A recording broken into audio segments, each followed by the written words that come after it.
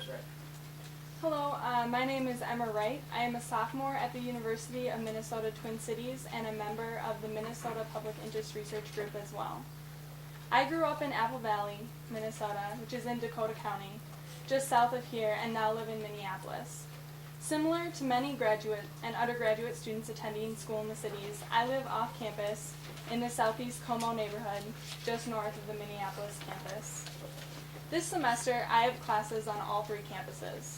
This means I'm a 5 to 10 minute bus to East Bank, a 10-minute bus to West Bank, and a 30-minute bus and walk combo to St. Paul campus. I work off campus, a 10-minute bus ride away, and a mile and a half from the nearest grocery store, which is about a 10-minute bus and walk as well. I also do not have a car, but what I do have is a job, 19 credits at the university, volunteering, and when I do have time left over, I like to think I still have somewhat of a social life.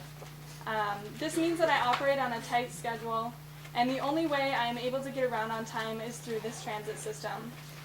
It is a vital part of my life, the lives of my roommates, my friends, and other students in the Twin Cities. But these cuts to transit will do more than affect the students living in the city.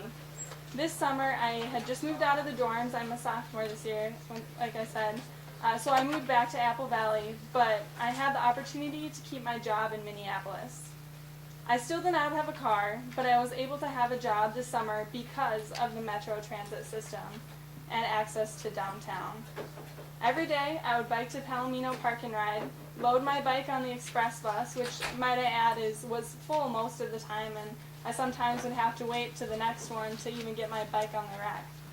And I would take my bus off when I got downtown, make my way across the Stone Age Bridge to work. The times that these buses were available were limited, but they made my employment possible and were affordable.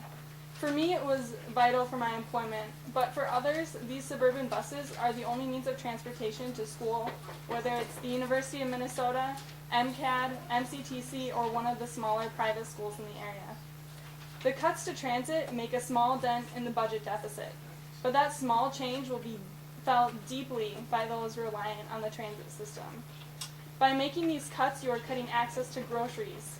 You are cutting a way to get to school. You are cutting a way to get to work. You are cutting access to the businesses trying to survive this economic recession. By making these cuts, you are cutting the chances of me to be able to have the time in my schedule to testify again. The negative externalities of these cuts may be difficult to translate into a dollar amount, but you can see that it will cause a significant hardship in my life and the lives of thousands of other riders. On behalf of myself and these countless other transit riders who would be impacted by these cuts, we urge you to keep our transit system whole. Okay, Ms. Dunzig and Ms. Wright, thank you very much for your testimony.